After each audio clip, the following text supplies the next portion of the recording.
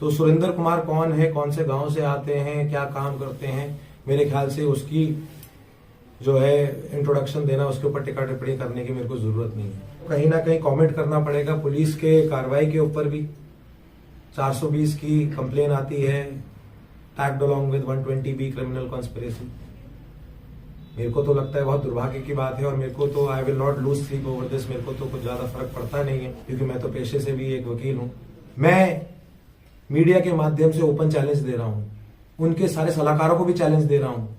मैं मीडिया में कुछ लोगों के बयान पढ़ रहा था जो मेरे को ज्ञान देने की कोशिश कर रहे हैं कि अगर आप में दम है तो आप FIR करिए, अगर आप में ये है तो मैं पहले उनको वापस बताना चाहता हूं कि मैं FIR दर्ज नहीं करा सकता हूं।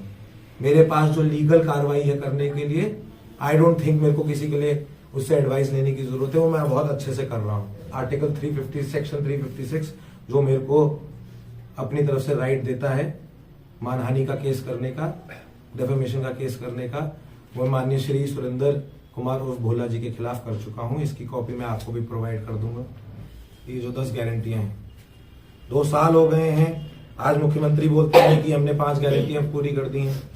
जब हम बात करते हैं हेल्थ केयर की, सिविल हॉस्पिटल गगरेट, आज वो कहाँ खड़ा है, कॉन्ट्रैक्टर्स को क्या प्रॉब्लम उसमें फेस हो रही है, उसका जो आगे डिस्पर्सल ऑफ फंड होना था उसकी क्या कहानी है। मेरे को लगता है कि मेरे को नहीं भूलने की जरूरत है। आप सभी जो आज भी यहाँ आए हैं और जो जनता है वो इसकी सच्चाई जानती है। तो राजीव गांधी जो डे बोर्डिंग स्कूल हमने चयनित कराया था, रेवेन्यू लैंड जो है हमने सेलेक्ट कराई थी संगनाई गांव में, उसका जो हमने पहली किस्त डलवाने की भी बात करी थी।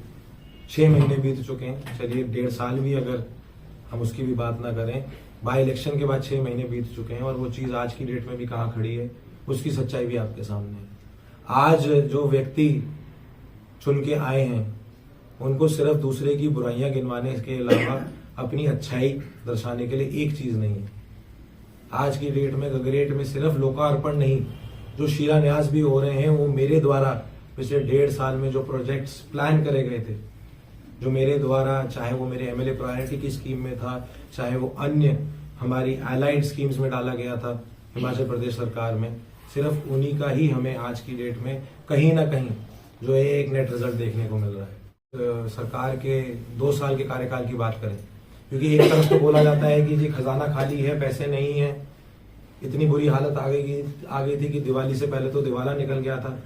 सरकारी कर्मचारियों को उनके खुद के सैलरी के पैसे देने के लिए सरकार के पास पैसा नहीं था। हिस्टोरिकली ऐतिहासिक बात है ये कि इतनी बुरी स्थिति आ गई थी कि मुख्यमंत्री को बैंक्स को फोन करके बोलना पड़ रहा था कि ये जो सरकारी कर्मचारी हैं इनकी EMIs की जो डेट है वो आगे बढ़ा दीजिए, क्योंकि अभी हम इनकी सैलरी डालने में जो है हमारी तरफ से विलंब है। और दूसरी तरफ 11 दिसंबर को बिलासपुर जिले में 2 साल का जश्न मनाया जा रहा है। बोला जा रहा है कि 25,000 लोगों को इकट्ठा करा जाएगा और जश्न मनाया जाएगा। चलिए, सरकार के 2 साल पूरे हो रहे हैं, जश्न किस बात का मन रहा है। अब इसके आगे अगर हम बात करें तो अब टॉयलेट टैक्स की बात करी जाए या समोसा की बात करी जाए, ये तो आप ही हमें बताएंगे। आज तो स्थिति ऐसी आ गई है कि हिमाचल प्रदेश का नाम मशहूर है, मुख्यमंत्री का नाम मशहूर है, परंतु for all the wrong reasons. एक टाइम ऐसा आ गया था कि 1.5 हफ्ते पहले अगर आप गूगल के ऊपर सर्च करते समोसा तो सबसे पहले मुख्यमंत्री की शक्ल आती थी। तो मेरा मानना है कि बहुत ही ज्यादा एक दुर्भाग्य की स्थिति जो है हमारे प्रदेश में और हमारे क्षेत्र में आके खड़ी हो गई है। जैसे मैंने हमारे क्षेत्र के प्रतिनिधि के बारे में भी कहा कि दूसरे की बुराई गिनाने से अलावा उनको फुर्सत और किसी चीज के लिए नहीं है। एक आप मेरे को काम बता दीजिए, एक मेरे को एक सिंगल आइटम चीज दिखा दीजिए जो उनके पर्सनल या पार्टी के करकमलों के द्वारा गगरेट क्षेत्र में स्थापित की हो।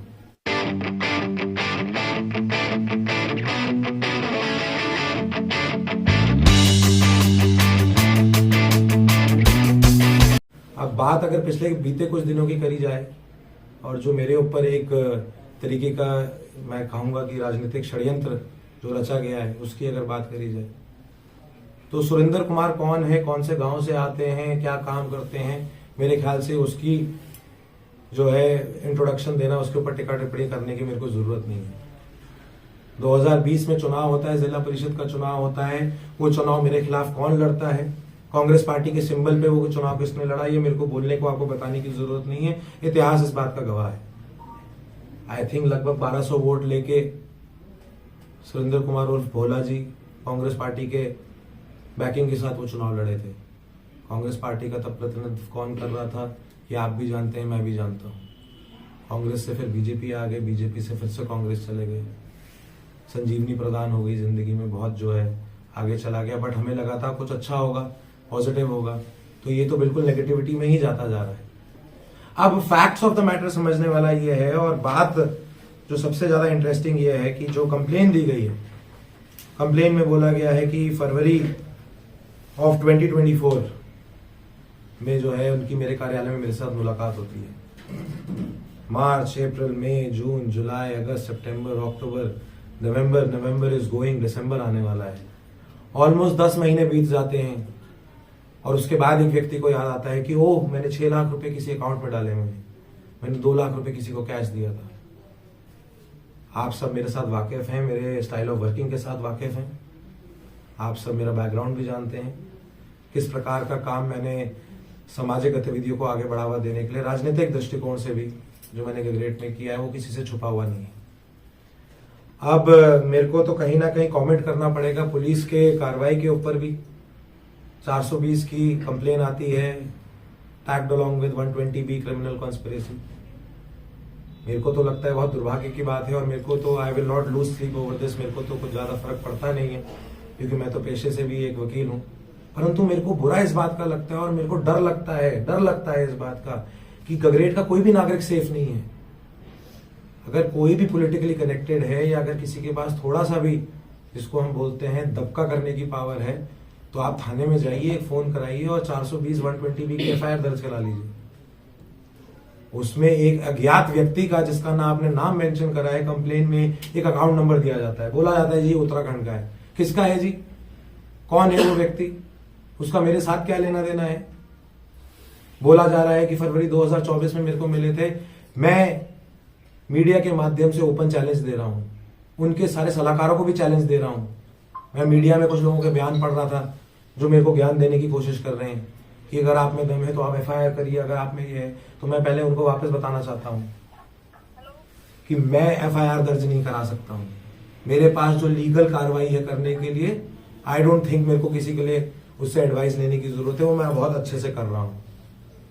और भारतीय नागरिक सुरक्षा एक्ट 2023 के तहत आर्टिकल 350 सेक्शन 356 जो मेरे को अपनी तरफ से राइट देता है मानहानि का केस करने का, डेफेमेशन का केस करने का, वो माननीय श्री सुरेंद्र कुमार उर्फ भोला जी के खिलाफ कर चुका हूं। इसकी कॉपी मैं आपको भी प्रोवाइड कर दूंगा और मैं चाहूंगा कि ये पब्लिक डोमेन में भी बात जाए।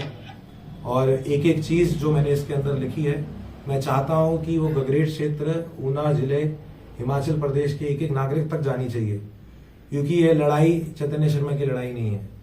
मैं तो वैसे भी प्रोविजन ऑफ हिमाचल प्रदेश विधानसभा से कवर्ड हूं, क्योंकि मेरे लिए जब तक प्रोसिक्यूशन सैंक्शन नहीं आएगा तब तक मेरे ऊपर ये किसी तरीके की कार्रवाई नहीं कर सकते।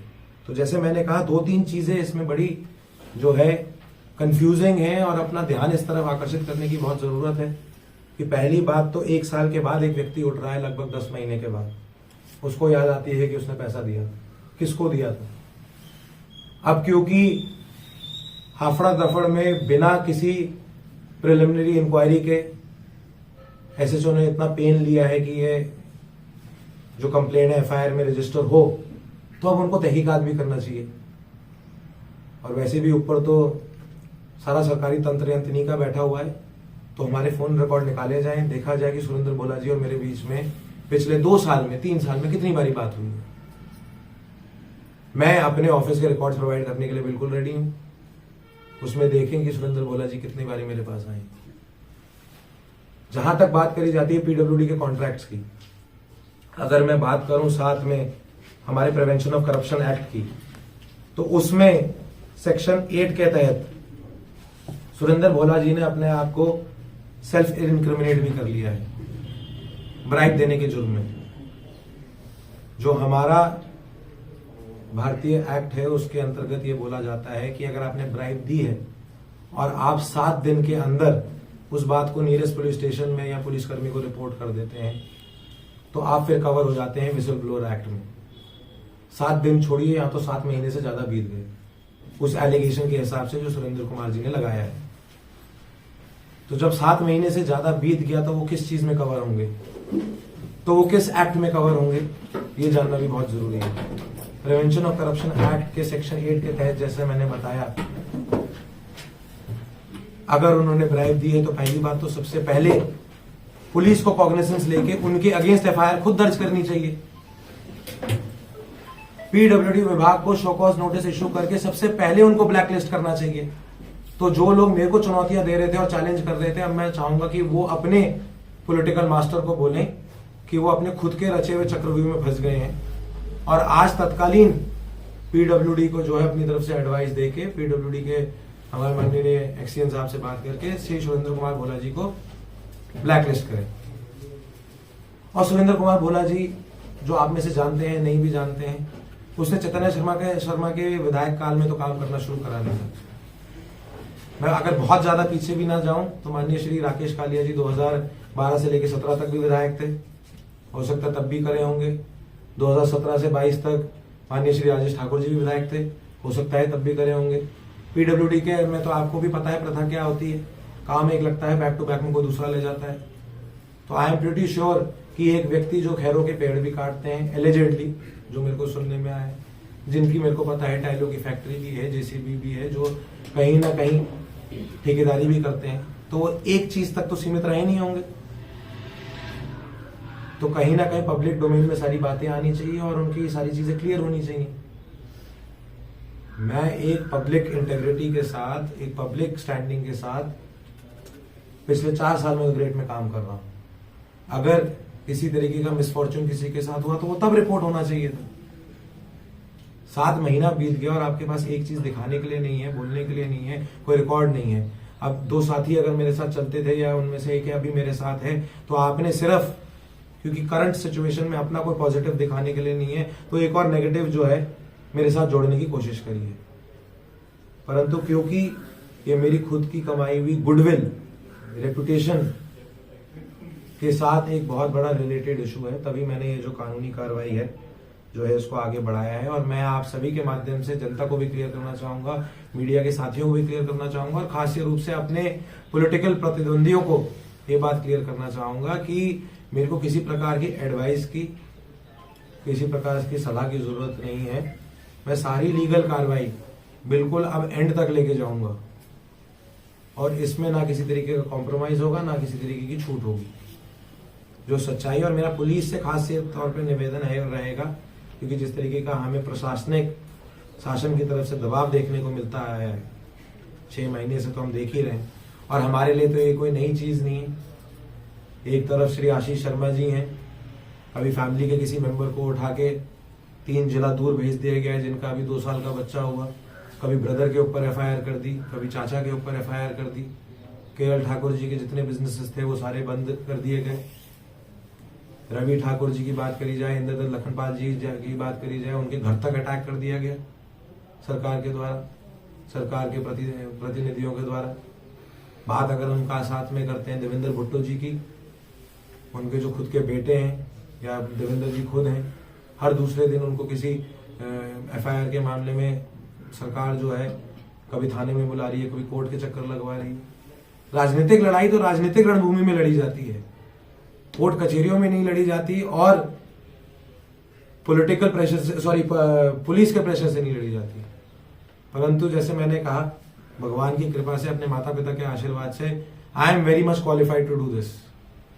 और मैं ये बात बड़ा क्लियर करना चाहता हूं कि जिस तरीके का ये एक पॉलिटिकल चैलेंज मेरे को दिया, मैं इसको एक्सेप्ट करता हूं और मैं इसको अभी बिल्कुल एंड तक लेके जाऊंगा। मैं इसमें अपनी तरफ से कोई कसर नहीं छोड़ूंगा। एक बात और मैं बिल्कुल हाईलाइट करना चाहता हूं, जैसे आपने सभी ने बीते कुछ दिनों में देखा होगा, चाहे माननीय विधायक धर्मशाला श्री सुधीर शर्मा जी की स्टेटमेंट हो, चाहे हमारे माननीय पूर्व विधायक सुजानपुर श्री राजेंद्र राणा जी की स्टेटमेंट हो, सरकार अपने खुद के घेरे में खुद ही आ गई है। ईडी की कार्रवाई जिस प्रकार से जो छापे हमीरपुर में मारे गए और भी अन्य जगहों में मारे गए, उसमें 2-4 लोग जिनको बोला जाता है जी मुख्यमंत्री के करीबी हैं, सिर्फ उनके ऊपर किसी तरीके का अब आक्षेप नहीं लगा है या वो सिर्फ किसी चीज में एक्यूज नहीं बने हैं, उनको एक्चुअली अरेस्ट करा गया है।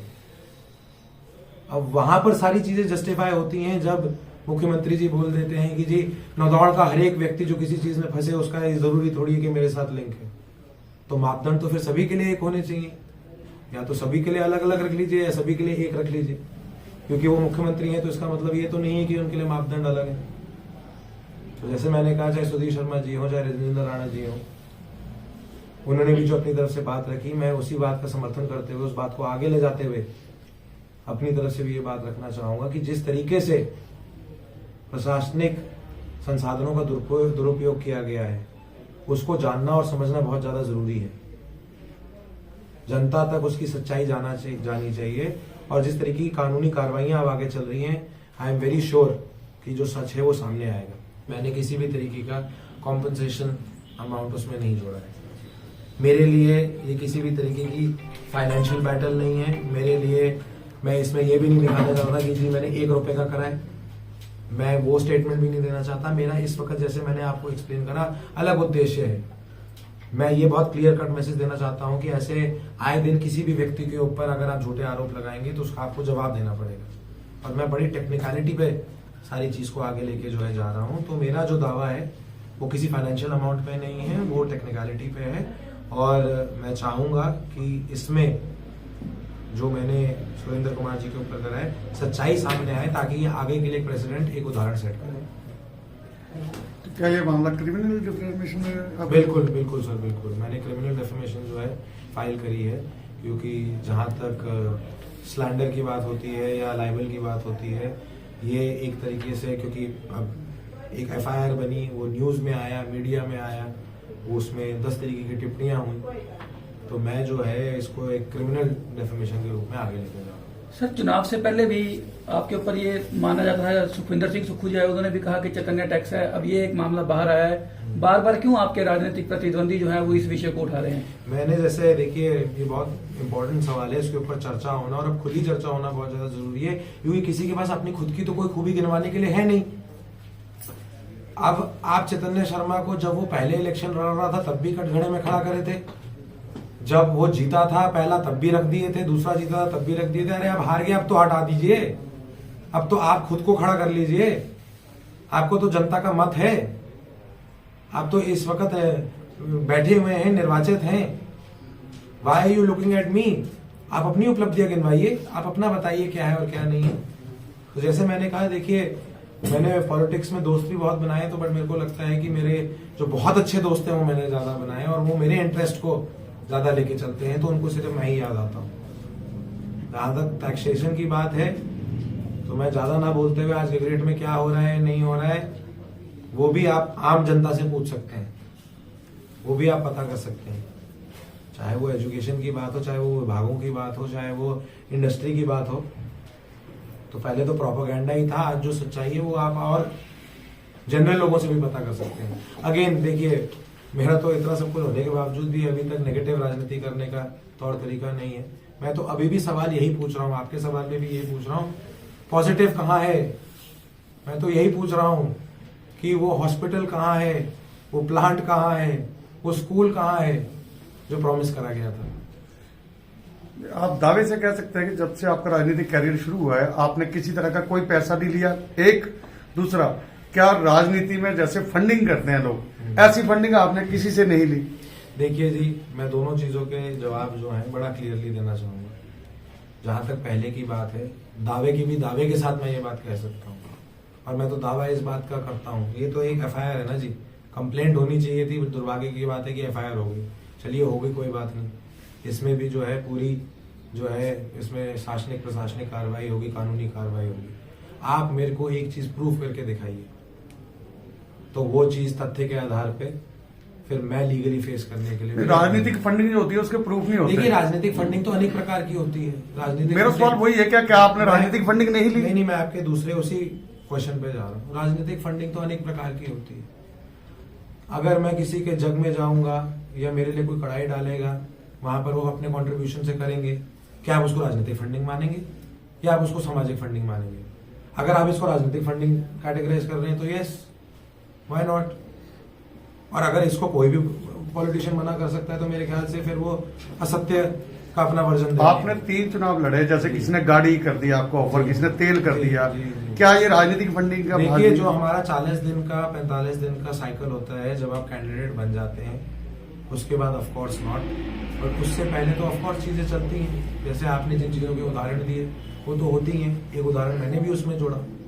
अब अगर हम कहीं पर भी जाते हैं, चाहे इलेक्शन भी हो जाता है, उसके बाद भी अगर मैं किसी एक व्यक्ति के गांव में जाता हूं, वो मेरे ऑनर में या विक्ट्री के ऑनर में या जनता के ऑनर में एक प्रोग्राम रखता है, और अगर वो सारी चीज को फंड करता है, आप भी जानते हैं, हम भी जानते हैं, ग्रामीण क्षेत्र में रखते हैं, खाने पीने का, दही का, समोसे का, पानी का, चाय का खर्चा आता है, मैं तो उसको राजनीतिक फंडिंग ही टर्म करता हूँ। और क्या टर्म करता हूँ? उसको तो कोई भी मना नहीं कर सकता, कोई भी व्यक्ति नहीं बोल सकता कि जी हमने फंडिंग नहीं ली है। तो एक दायरा होता है, एक सीमा होती है, जो लीगैलिटी है, लीगैलिटी में रह के सारी चीजें करी गई हैं, और वो चीजें जो हैं गगरेट की जनता के सामने हैं। और जिन अमाउंट्स की बात करी जाती है, जैसे अभी ये आपने सवाल किया, उससे पहले भी जो सवाल आया था, उसमें बोला जाता है कि जी ये ऐसा कर दिया था, वैसा कर दिया था। आप प्रोपोर्शनैलिटी में देखिए कि जो पॉजिटिव करा गया और जो नेगेटिव का आक्षेप लगाया जा रहा है, उसके बीच में क्या ब्रिज बनाया भी जा सकता है? क्या इतना बड़ा कोई ब्रिज होगा जो बन पाएगा? अब मैं अपनी खुद की बात को बहुत ज्यादा आगे ना ले जाते हुए, चाहे मैं अगर लाइट्स की बात करूं, स्कॉलरशिप की बात करूं, चाहे मैं और भी अपनी अन्य किसी सेवा की बात करूं जो मैंने जनहित में लागू करी है, आज भी मेरी एम्बुलेंस की सेवा चल रही है, अगर मैं उसके डिनोमिनेशन के नंबर्स आपके साथ शेयर करना शुरू कर दूं, तो जो बातें करी जा रही हैं और जो बोला जाता है, उसमें क्या कोई तालमेल बैठता है? इसमें तो मेरे ख्याल से मेरे से ज्यादा आप या आम नागरिक में से कोई व्यक्ति इस बात का आकलन कर सकेगा। जैसे मैंने कहा, सॉरी, मैं इस बात को फिर से रिएटरेट, मैं इसको फिर से जो है बोलना चाहूंगा कि ये सिर्फ और सिर्फ एक राजनीतिक षड्यंत्र है, सच्चाई से और वर्तमान की परिस्थिति से लोगों को ध्यान को भटकाने के लिए। इस पूरे मामले को राजनीतिक षड्यंत्र नहीं माना जा सकता, क्योंकि इसमें एक लोक निर्माण विभाग की भूमिका भी आ रही है। तो मैं ये जानना चाह रहा हूं कि जब आपका कार्यकाल था, जिस दौरान उन्होंने रिश्वत की बात करी है, तो क्या लोक निर्माण विभाग में टेंडर पूल होते थे? क्या आपके पास ऐसे और भी लोग आते थे कि हमें प्लांट एक का दिला दो, प्लांट एक का दिला दो? अब जहां तक आपने बात करी कि राजनीतिक षड्यंत्र, इसको नहीं बोला जा सकता। मेरा इस पे काउंटर कहना ये है कि ये राजनीतिक षड्यंत्र थोड़ा सा शॉर्ट रह गया, क्योंकि जिन लोगों ने बैठ के इस चीज की प्लानिंग करी, जैसे आपने जो कहा, आपने एक होशियारी का पॉइंट रखा है, वो उस चीज की अपनी प्लानिंग में उसको लेके नहीं आ पाए, क्योंकि like you rightly pointed out, और अच्छा हुआ आपने पॉइंट रेज करा, क्योंकि अब एक्चुअली तो पीडब्ल्यूडी विभाग को आपके इस सवाल का जवाब देना चाहिए, क्योंकि मैं तो एक अन्य विधायक, मेरा ये है कि लोक निर्माण विभाग के ठेकों के लिए लोग आपको अप्रोच करते थे या नहीं करते? मैं आ रहा हूँ पूरे आपके उस सवाल के ऊपर आ रहा हूँ। मैं तो 1.5 साल का विधायक था, ऐसा तो है नहीं कि उससे पहले गगरेट में विधायक नहीं रहे। राजेश ठाकुर जी भी विधायक रहे। नहीं, बात को घुमाइए ना सर, सीधा जवाब दीजिए। अरे सर, मैं पूरा जवाब दे रहा हूँ, आप मेरे को 2 मिनट का टाइम दीजिए, मैं उस टॉपिक पे आऊंगा, मैं क्योंकि इसी से ही जोड़ के उस बात को कर रहा हूँ। उससे पहले राकेश कालिया जी भी विधायक रहे। जो लोग तब काम कर रहे थे उनमें से बहुत सारे लोग अब काम कर रहे हैं, हो सकता है नए लोग भी अब काम कर रहे हैं। अब जहां तक टेंडर पूलिंग की बात है या आपसी तरीके से कामों को लेने की बात है, उसमें तो अन्य प्रकार के तरीके, अगर मैं आपको बोल दूं टेंडर पूलिंग नहीं होती तो कोई अपनी तरफ से काम लेके उसको बैक टू बैक में भी दे देता है, वो भी टेक्निकल तरीके से देखा जाए तो एक तरीके का टेंडर पूलिंग ही है। क्यों? क्योंकि अगर एक व्यक्ति एक राजनीतिक दल से जुड़ा हुआ है और उसकी एक अनसेट पार्टनरशिप है एक व्यक्ति के साथ जो दूसरे राजनीतिक दल से जुड़ा हुआ है, जरूरी थोड़ी है कि उनको पूल करना है। वही व्यक्ति जो जिस व्यक्ति में जिसके भी मौके की सरकार है, वो ठेका ले सकता है और बैक टू बैक में दूसरे को दे सकता है। कोई नहीं रोक सकता है इस चीज को। क्या पीडब्ल्यूडी जाके इस चीज को रोकती है? क्या कोई व्यक्ति जो राजनीतिक कुर्सी पे बैठा होता है, क्या उसको रोकता है? एक टाइम पे अगर 36 ठेके चल रहे हैं, कौन इस बात को देखता है? In this moment of time important बात यह है और समझने वाली बात यह है कि जैसे सुरेंद्र कुमार जी जो एलिगेशन लगा रहे हैं, जिस तरीके का उन्होंने एक संगीन आरोप लगाया है, पीडब्ल्यूडी विभाग को इस बात का जवाब देना चाहिए कि क्या इस प्रकार की डिमांड्स, क्या इस प्रकार की चीजें उनके विभाग में होती आई हैं? मैं तो राइट पर्सन नहीं हूं इसका जवाब देने के लिए, क्योंकि मैं तो 1.5 साल के लिए एक निर्वाचित व्यक्ति था और मैं तो इस मामले में इस वक्त जो है एक तरीके से मेरे ऊपर इस पर सवाल उठाया जा रहा है। पीडब्ल्यूडी विभाग तो इसकी एग्जीक्यूटिंग एजेंसी है और अलॉटिंग एजेंसी है। लास्ट में बात इसमें यह भी कहना चाहूंगा कि अब तो हिमाचल प्रदेश सरकार का, कांग्रेस की सरकार का नहीं, बीजेपी सरकार का नहीं, हिमाचल प्रदेश सरकार का पीडब्ल्यूडी विभाग में खासी तौर से ट्रांसपेरेंसी का सिस्टम बहुत ज्यादा आगे बढ़ चुका है। 5 लाख के ऊपर का जो ठेका होता है वो वैसे ही नॉमिनेशन बेसिस पे नहीं जा सकता है, वो टेंडर की प्रक्रिया में जाता है। मेरा सीधा सा सवाल था, टेंडर पूल होते हैं या नहीं होते हैं? देखिए, मैं ऑफिशियली इस चीज के ऊपर मैं नहीं, आप एक तरफ मान भी रहे हैं कि हाँ होते हैं। मैं नहीं, देखिए, मैंने आपको बड़ी क्लियर कट बात बोली। मेरे 1.5 साल के कार्यकाल में मैंने बैठ के कोई टेंडर नहीं पूल कराया है। जैसे मैंने आपको पहले आपके दावे के ऊपर बोला कि मैं दावा करता हूं कि अगर कोई चीज मेरे अगेंस्ट प्रूव कोई करके दिखा सकता है तो वो फिर मेरे सामने है। मैं वो यही चीज आपको बोल रहा हूं कि मैं टेंडर पूल की किसी प्रक्रिया में कभी आज तक नहीं गया। अब जैसे मैंने कहा, अब आपको लग रहा है कि मैं इस बात को जलेबी की तरह घुमा रहा हूं, बट मैं नहीं घुमा रहा हूं, क्योंकि सत्य यही है और मैंने ये अपने सामने जो है चीज को ट्रांसपायर करते हुए देखा है। दूसरा मैंने पूछा था कि आपसे अप्रोच करते थे लोग, कार्यकर्ता? क्या कोई विधायक बोल सकता है कि उसको अप्रोच नहीं करते थे? तभी तो मैंने बात कवर करी थी। मैं एक दिन में अगर 350-400 आदमी को मिल रहा हूं, अगर कोई व्यक्ति जो मेरे पार्टी का कार्यकर्ता भी नहीं है वो आके मेरे को बोल रहा है कि बेटा मुन्नू, मेरा तेरी जीत में बहुत बड़ा हाथ है और मैंने अपने वार्ड में और मैंने अपने गांव में इतने लोगों को इकट्ठा किया था और मैंने तेरे लिए वोट दिलवाए थे, तूने मेरे लिए करना है, तो क्या ये लॉबिंग नहीं मानी जाएगी? ये लॉबिंग ही है और क्या है ये? और उसमें उस वक्त राजनीतिक चीज को कुछ साइड छोड़ के अगर हम इमोशनली भी अगर कोई डिसीजन उस वक्त लेते हैं तो क्या ये बोला जाएगा कि हमने किसी को आउट ऑफ द वे जाके फेवर किया था? अगर कोई बुजुर्ग महिला आती है या कोई लड़का या लड़की आता है और बोलता है और वो हमारे एक बेटर सेंस को अपील करता है और बोलता है कि जी आप मेरे लिए काम करिए और हम बड़े आपके साथ पुराने जुड़े हुए हैं, तो क्या उसको एक नेगेटिविटी के साथ देखा जाएगा? खैर, बहरहाल फिर भी मैं कहना चाहूंगा, और ये मुद्दे की बात है और मैं इसको बिना भटकाए हुए कहना चाहूंगा कि जिस तरीके का ये आरोप लगाया गया है, इसकी जो है, क्योंकि अब तो इन्होंने एफआईआर कर ली है, इनको इसकी जांच पड़ताल पूरी करनी चाहिए। जिसका बैंक अकाउंट है, जिसको पैसे दिए गए हैं, किस रीजन के लिए दिए गए, क्या आपका उनके साथ कोई रिटर्न एग्रीमेंट था, या आपने सच में किसी को ब्राइब मानते हुए 6 लाख रुपए ट्रांसफर कर दिए थे? आप राइट माइंड में अगर 15 साल से ठेकेदारी का काम कर रहे हैं, आप कॉन्ट्रैक्टर हैं, आप 6 लाख रुपए इन वाइट चेक पेमेंट किसी को भेज देते हैं, तो जैसे मैंने कहा, कल को तो हम तो फिर बिल्कुल ही एक्सपोज्ड हैं। फिर तो कल कोई पब्लिक फील्ड में भी नहीं आना जाएगा, क्योंकि कोई भी किसी के ऊपर किसी भी तरीके का आक्षेप लगा सकेगा, क्योंकि एक बुक में एंट्री है। किसके बुक में एंट्री है? क्या मेरे बुक में है? मैं अगर दूसरों की बात नहीं भी करूं, हालांकि उनकी बुक्स में भी नहीं है, पर क्या मेरे बुक में है? क्योंकि जैसे आपने मेरे से जो सवाल पूछा, मैं उसी के जवाब में ये बात बोल रहा हूं। एक व्यक्ति कभी मेरे से मिलके गया, और इस केस में तो हो सकता है कि मिलके ना भी गया, और मैं अपनी तरफ से दावा कर रहा हूं कि इस बारे में तो मेरी कभी उनसे कोई वार्तालाप हुई नहीं, चर्चा ही नहीं हुई, तो वो दावा फिर अपनी तरफ से कैसे कर रहे हैं और पुलिस उसके ऊपर एफआईआर कैसे कर रहा है, इसके ऊपर आगे टिक्का टिप्पणी होना आपके माध्यम से भी बहुत ज्यादा जरूरी है। और हिमाचल में जो राजनीतिक स्तर गिरता जा रहा है, लगातार एफआईआर दर्ज हो रही है, कानून व्यवस्था के ऊपर भी कई बार सवाल जो है वो प्रदेश में उठे, उसको लेकर क्या है? देखिए, जो राजनीतिक स्तर की गिरने की बात करी गई है, मेरा मानना है कि मुख्यमंत्री ने जिस तरीके से अपनी द्वेष भावना का प्रतीक दिखाते हुए फरवरी 27 2024 से एक्शंस लिए हैं, उससे आज ये प्रदेश इस कगार पे आके खड़ा हुआ है। अगर इतना ही फोकस वित्तीय स्थिति के ऊपर होता रादर देन पॉलिटिकल मैनेजमेंट, या मैं बोलूंगा मिसमैनेजमेंट, तो हमारी प्रदेश की स्थिति आज की डेट में ये नहीं होती।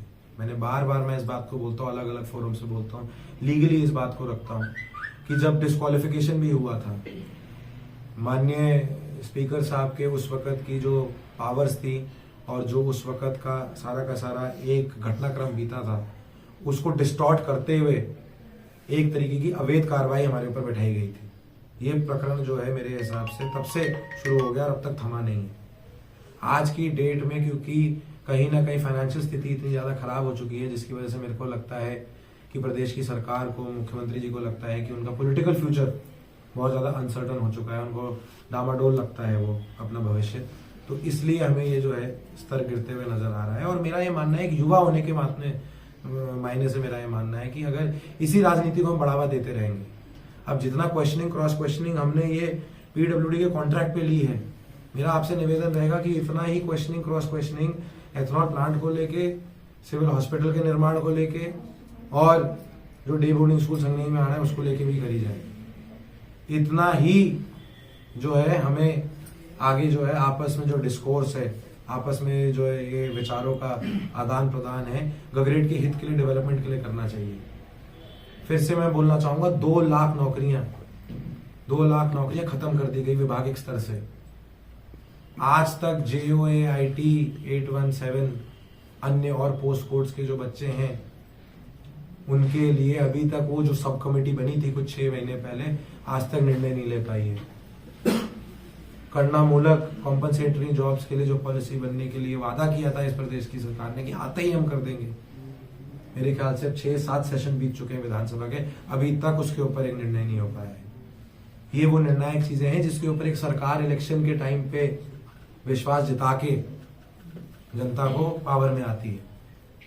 और जैसे आपने दुर्भाग्य की बात करी, दुर्भाग्य ये है कि राजनीतिक स्तर इतना ज्यादा गिर चुका है कि जो चीजें मायने रखती हैं युवाओं के लिए, रोजगार के लिए, महिलाओं को सशक्त करने के लिए, हेल्थ सर्विसेज को आगे बढ़ावा देने के लिए, एजुकेशन को आगे बढ़ावा देने के लिए, उसके ऊपर कोई कॉन्वर्सेशन नहीं है।